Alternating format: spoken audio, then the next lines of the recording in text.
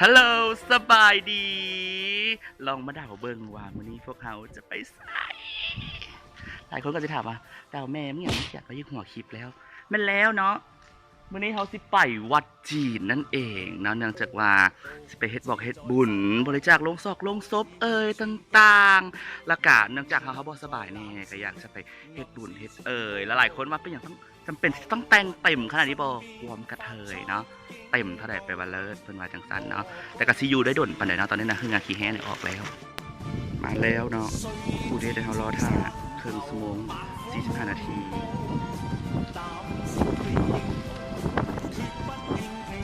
เอาสิดีกูไปใส่อีกกันเอาแล้วผมถอยบ่แม่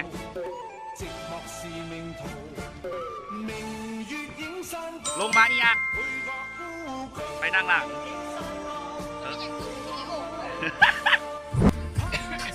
และตอนนี้เขากลับมาอยู่กับเอาอียากับมาว่ะเขาเห็นและตอนนี้เขากลับมาอยู่กับลาลิดาอาริยาและคาริตาซื้อฮาร์โมนีมีภาษาลาลิดาอาริยาคาริตาหรือว่าเขาจะเป็นแก๊งสระอาหน้าตาดีอุ้ยระวังคุมดามึงน้ำหนักไว้หน่อยเด้อพวกนี้เด้อคุณฝันจะมีทางสิ่งให้กันได้คือได้คุยกับแม่แต่มือหนึ่งแล้วจะมาจากไปให้จริงสิมันโบแฟร์เมื่อนั้นที่เราจะไปคนได้เลยมวนมาทักทายแฟนๆแน่อันนี้ชื่อว่าน้องนางสาวคลิตศาสตร์ซิดหนองพญาเนาะสายยาเมนสาวน้อยนักข่าประหารใจสายอาวุธของนางเมนสายตาสังหารขอสายตาบ้านึง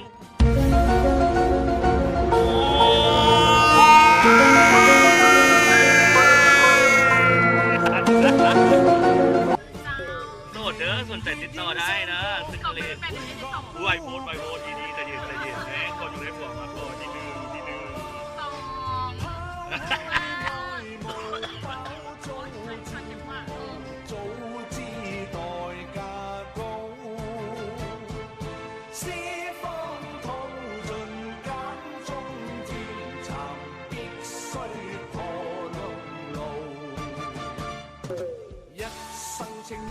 ไม่ยังเห็ดบ่เป็น หมอเอาถ่ายคลิปอ่ะ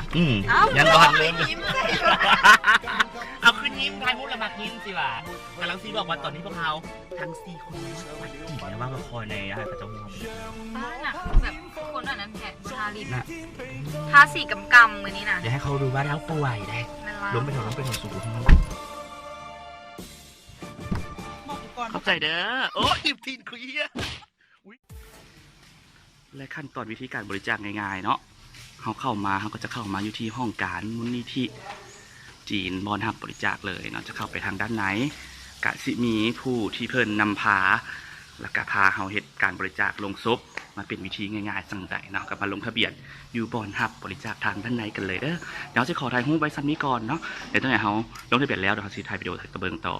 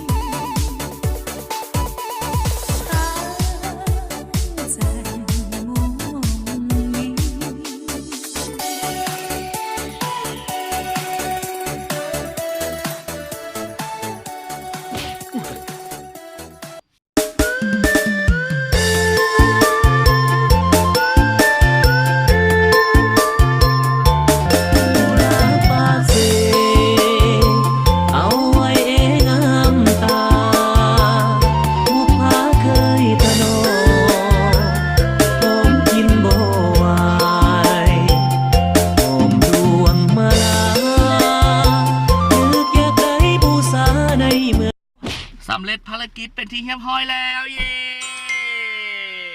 เรามาร้องเพลงกันดี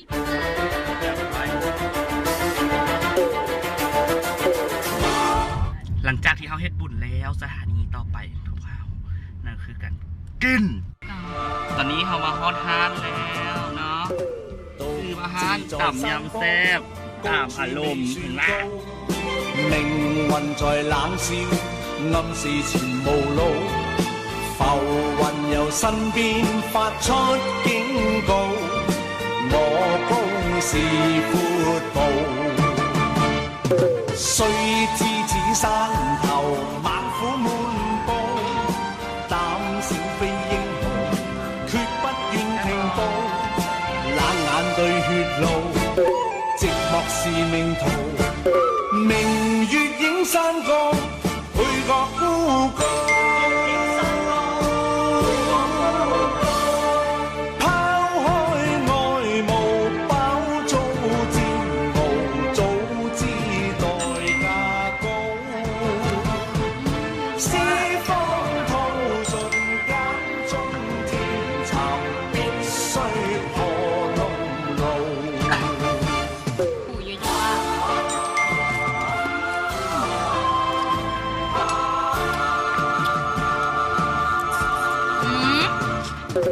獨自在山坡，高處未算高，命運在冷笑，暗示前無路。浮雲由身邊發出警告， สดโตใหญ่ๆเนาะทำอย่างงานเลยเนาะอย่าเห็นตัวแมนด้วย 早知此山頭猛虎滿布，膽小非 เรื่อง 英 หัวยาข้างหลัง 決不願停步。 ลูกมานะ 冷眼對血路，寂寞是命途。 ดูดโอ้ยลืมดูดสาวคนนี้แป๊บบอกแป๊บใจก็บอกเอากินให้กินให้กัดยำเ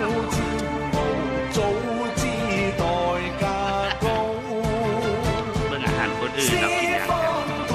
เบิ่งอาหารคุณเอามือเห็ดไล่ตาป้า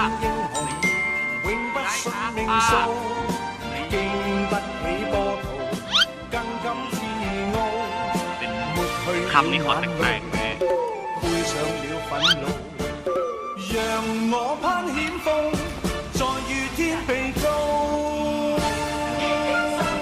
กินแล้วแล้วก็จะของทานถ่ายมูในพร้อมนะแปลก บอกไม่ได้น่ะ ๆวดบ่ได้สูตร วิดีโอต้องมา วดบ่ได้ดีสูตรขอย่างละ1 คำกระสิพ่อเลย ขอโทษด้วยทางกายป้าลำเบิงคำหนึ่งเป็นไง อยู่กูบนยังดื่มมาหยุดอยู่อ่ะ เรายอรุ่นแพงมาเห็นเนี่ยยอเอาว่ะขอกุ้งสดอีกตัวหนึ่งแล้วกว่าสิกินยากันตันเสื้อของสกูไอแล้ว